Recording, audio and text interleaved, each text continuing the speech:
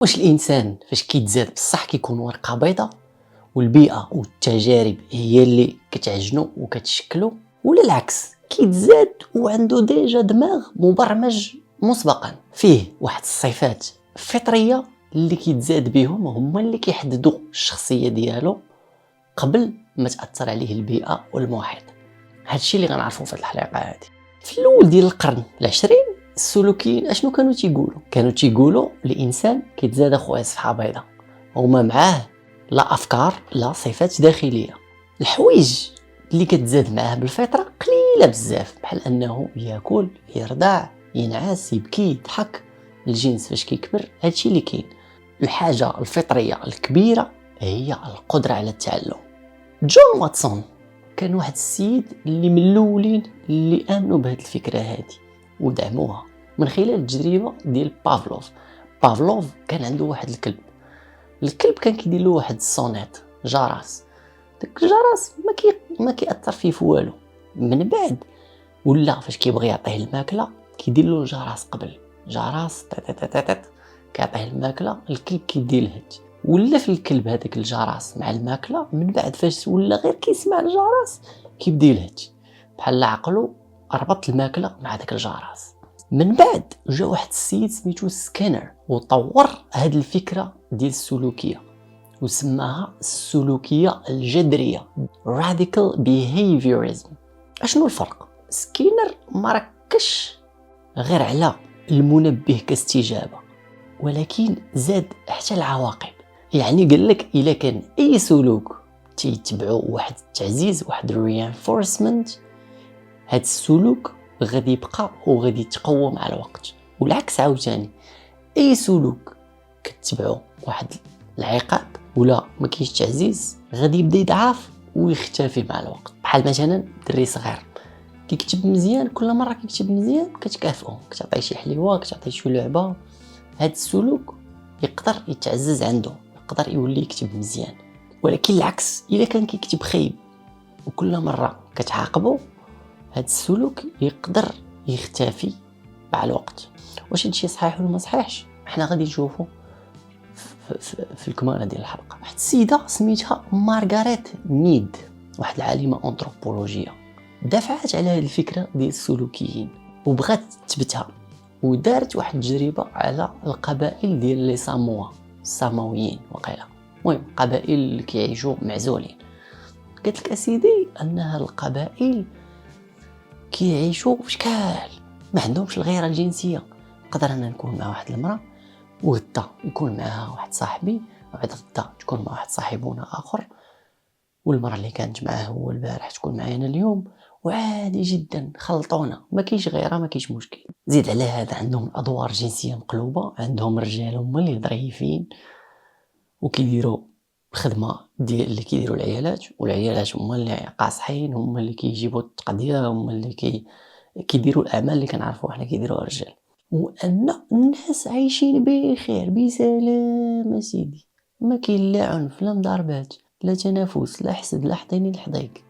ويلي الناس جاهم هادشي غريب كتبان واحد الحياه اللي مثاليه واحد الحياه اللي زوينه بزاف لدرجه انك تقول ما يمكنش. ناض واحد السيد سميتو ديريك فريمان وشك في هاد التقارير اللي دارت مارغاريت مشى ودار التجربه ديالو على هاد القبيله هادي ديال لي ساموا ولقى ان داكشي اللي قالت مارغاريت من والو داكشي كله غلط ما ماشي دقيق والعكس تماما. هاد القبائل ديال لي ساموا عندهم العنف طالع عندهم الاغتصاب طالع عندهم منافسه قويه عندهم القتيله الرجال كيغيروا بزاف قدر لا حصل على مرته ولا غير شك فيها قدر يقتلها. هاد الشيء العكس تماما ديال داكشي اللي قالت مارغاريت. هاد الحقائق هذه اللي تاكد منها وجابها ديريك بينات انه كاين human universals كاينين قواسم مشتركه عند الانسان. الغيره الجنسيه كاينه تقريبا في كاع الثقافات وسبب رئيسي فان الراجل كيقتل مراته.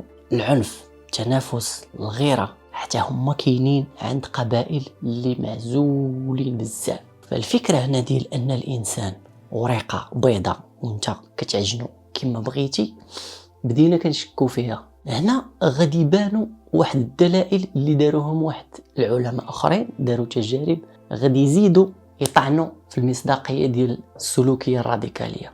اول وحده هي اللي دار هارلو مع القروده. هارلو ربى واحد المجموعه ديال القروده وعطاهم جوج امهات. الام الاولى مصوبه من واحد السليكات ديال الحديد وكتعطيهم الماكله، كتعطيهم الحليب. الثانيه حتى هي مصوبه من دوك السليكات ديال الحديد ولكن مغلفه بالصوف، واحد لي فوغور ولا توب رطيب، ولكن ما كتعطيهم لا حليب لا والو. اشنو غادي يتوقعوا السلوكيين بما ان الغدا هو داك reinforcement، هو داك التعزيز؟ فالمفروض ان القرودة يتعلقوا بالام اللي كتعطيهم الحليب، ولكن النتيجه الحقيقيه كانت العكس. القرودة كانوا كيمشيو عند الام اللي مصوبه من السلوك غير باش ياكلوا، ولكن ديما كيمشيو عند الام الاخرى، وخصوصا فاش كيتخلعوا، فاش كيديروا لهم شي صوت كيخافوا كيمشيو كيجريو عند الام اللي رطيطبه كيحسوا معها بالحنان. التجربه بينات ان هاد القرودة عندهم دوافع وغرائز فطريه، منهم الكونتاكت كومفورت، بحال تقدر تقيس شي اي حيوان، تقيس شي عود، شي قطيطه، شي كليب، ديما كيرتاح. الحاجه للامن، الامان، اللمس، الحنان، هادو غرائز فطريه داروهم القرودة بلا ما يتعلموا ليهم. زيد عليها التجربه اللي غيدير واحد السيد سميتو غارسيا، وهذه غادي تدقدق السلوكيه الراديكاليه. ربى واحد المجموعه ديال الفئران، وهاد الفئران كان كيعطيهم الماكله. فاش عطاهم الماكله ضربهم مورا واحد الساعه، ضربهم بالاشعاعات، ضربهم بشي لازير. هذاك اللازير خلاهم انهم يتقياو. فالبلاصه الفيران عرفوا ان ديك الماكله ما غاديش يعاودوا يقربوا ليها، تحطت ليهم من بعد مرارا وتكرارا، ما عمرهم عاودوا ضاروا بها. ولكن العكس، فاش كان كيضرب ليهم الضوء اولا كيخرج ليهم شي اصوات ومن بعد كيعرضهم دوك اشعاعات وكيتقياو، ما قدروش انهم يتخباو من داك الضوء ولا يديروا شي حركه. فاش كيسمعوا داك الصوت ما قدروش يربطوا الضوء ولا الصوت بالتقيا. اذن الفئران مبرمجين تطوريا باش انهم يربطوا الماكله بالمرض. الا كلا شي حاجه مرضاتو ما غاديش يعاود يقرب ليها. وتا حنا فين هاد القضيه هادي، مشيتي كليتي فشي سناك موراها ضراتك كرشك رديتي، راه باينه ما غاديش تعاود تمشي تاكل فيه. فهنا شنو كتبين لي التجربه؟ كتبين لينا ان الكائنات الحيه مبرمجين تطوريا باش تعلم شي حوايج دغيا، بحال انها الا كلات شي حاجه وضراتها ما تعاودش تاكلها باش ما تمرضش وتموت، تبقى على قيد الحياه. هنا منين بدات كتدقدق السلوكيه الراديكاليه، بدات كتبان واحد الحاجه اخرى في علم النفس اللي سميتها الثوره المعرفيه. شنو دارت هاد الثوره المعرفيه؟ رجعات الشرعيه للعقل للدماغ. قال لك شوف هدا كاينه شي حاجه وسط الدماغ ديالنا ديجا كنتزادوا بها، خصنا نشوفوا شنو هي. وهاد الثوره المعرفيه كانت مع الوقيته فاش بداو كيخرجوا البيسيات، الكمبيوتر، وشبهوا الدماغ على انه جهاز لمعالجه المعلومات داير بحال البيسي، كيدخل انبوت كيتريطي وكيخرج. فالدماغ كياخذ معلومات من البيئه، اصوات، شي تصويره، شي فيديو، شي حركه، هذا هو الانبوت. كيستحمل واحد الخوارزميات اللي عندنا لداخل اللي هو كيسرع لك دقه القلب، كيفرز لك شي هرمونات. هذا الشيء شنو غيدير فيك؟ غيحرك فيك واحد الشعور، كتخلع، كتقدر تولي عنيف، كيجيك الجوع. شنو غدير هنايا؟ غادي تخرج اوتبوت، كدير شي حركه، شي سلوك. هذا السلوك يقدر يكون قرار، يقدر يكون شي نشاط جسدي، انك تجري، تهرب، انك تضارب. ناخذ واحد المثال، شفتي واحد الدفعه شي كوبرا جايه عندك، ها هو الانبوت، شفتيها قدامك، الدماغ طريطه المعلومه اللي شاف. هنا الدماغ ديالك شنو غيدير؟ غادي يفرز الادرينالين، القلب ديالك غيبدا يضرب دغيا، غدا تعرق، غدا تسخن، التنفس ديالك كيجهد، بحال الدماغ ديالك كيوجد الجسد باش انه يكون على القرص يعلق او لا يتضارب. وهنا كتخرج واحد السلوك اللي باين، يا كتهرب يا ما عندكش فين تهرب، كتحاول انك تواجه ديك الخطر، تشير عليه بشي حاجه، تضارب معاه. ناخذ واحد المثال اخر، كنتي غادي كتمشى ضرباتك واحد الريحه ديال شي بيتزا شي حاجه. انا شي مره كنكون غادي نتقدى من بين كضربني ديك الريحه ديال بتي بان وهذا كطلع معايا، واخا انا ما قاطع السكر ولكن كضربني ديك الريحه كنتشهها كنتهاوش.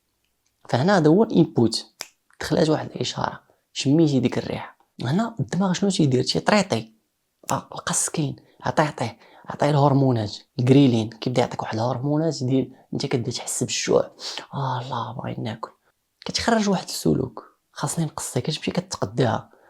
تقدر انك انا ما كناكلهاش، كنعرفو هذا يصيدني، كنتقدى داكشي اللي باغي وكنمشي. وشي مرات صيدني وكليتها، ما قديتش نصبر.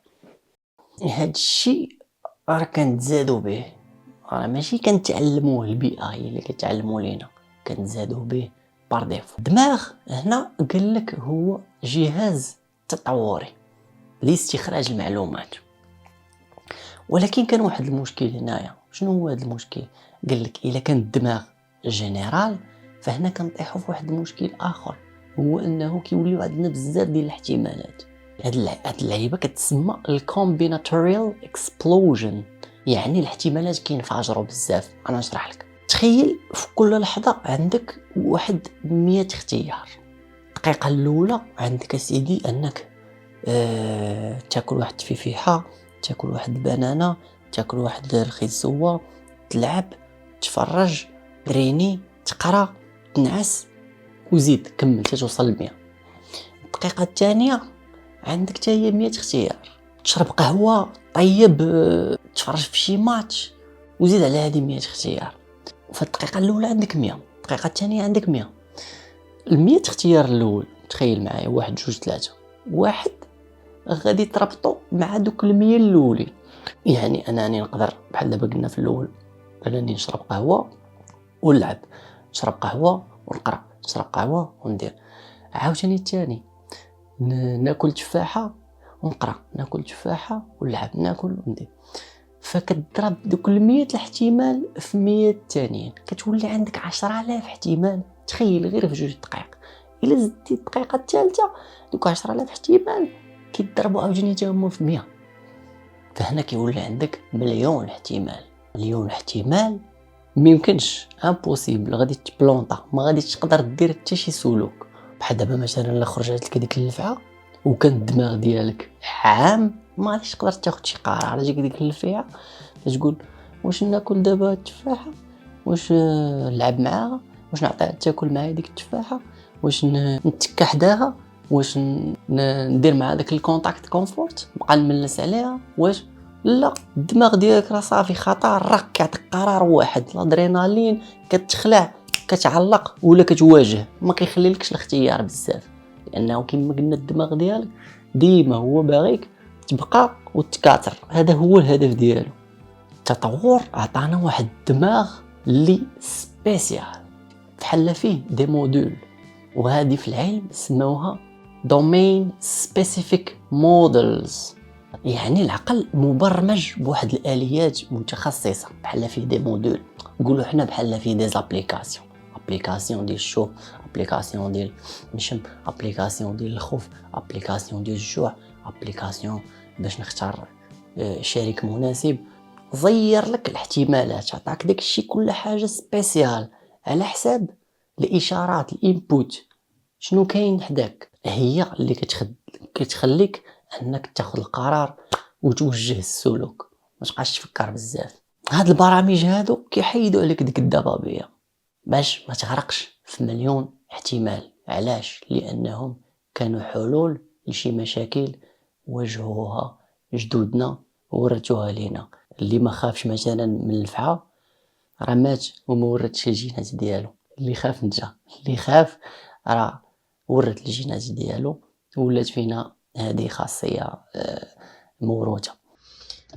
باش نجاوب على السؤال اللي سولنا في المقدمه، الخلاصة هي أن التطور عطانا نظام أساسي operating system بحال نقولو ويندوز ولا اندرويد، وهذا النظام ديجا فيه واحد الخصائص مبرمجة بحال الخوف من العلو، الخوف من الموت، الحب ديال الأطفال ديالنا، الحب ديال السكر، الحب ديال الجنس. من هاد الخصائص كاين الحب الانتماء والميل للتعاون، لأن الإنسان طور وسط الجماعة وفضل التعاون باش قدر يعيش. وهنا البيئة فين كدير الخدمة ديالها، فاش كتزاد هاد الخاصية ديال الحب الانتماء كتخليك انك تتعلم هذيك اللغة اللي كتسمع، كتولي كتآمن بداك الدين اللي كيآمن به المجتمع فين تزاديتي، كتطبع دوك الأخلاق ديالو اللي حشومة حشومة واللي عادية كتجيك عادية، وخا يقدر يكون العكس في مجتمع آخر. أو لا تقدر هاد البيئة تزرع فيك واحد عقد مثلا الخوف من الفشل، الخوف من الهضرة الناس، الخوف من العقاب، وزيد. دونك خلاصة النظام هو واحد بيولوجي تطوري، والخاصية ديال الحب الانتماء هي اللي كتخليك انك تاخد اللغة، الثقافة، الدين، الاخلاق، العقد. علاش؟ لان كما قلنا الانسان طور وسط الجماعة، خاصك حتى انت باش تقدر تعيش وسط ديك الجماعة، خاصك تعيش وسط ديك المجتمع، خاصك تكون كتهضر نفس اللغة ديالو، تكون كتآمن بنفس الدين ديالو باش تقدر تعيش وسط منه، باش يقدروا الناس يتعاملوا معاك، يعاونوك، تعاونوا مع بعضياتكم، وهادشي كله يصب نحو الهدف الرئيسي ديال الدماغ، هو البقاء التكاثر. البقاء كما قلنا مجتمع يقبلك، يتعامل معاك، تعيش معاه، التكاثر انك تلقى واحد بارتنير، شريك مناسب، غالبا غادي يكون وسط داك المجتمع اللي كتشارك معاه الدين، الثقافة واللغة. هاد القضية نسيت ما قلتهاش في الفيديو نزلتها، هادشي اللي كاين الفيديو مبقى فيه والو، خليكم تكملوه. هذا ما كان، ما طولش عليكم، مازال جاي داكشي زوين. السلام عليكم، تهلاو.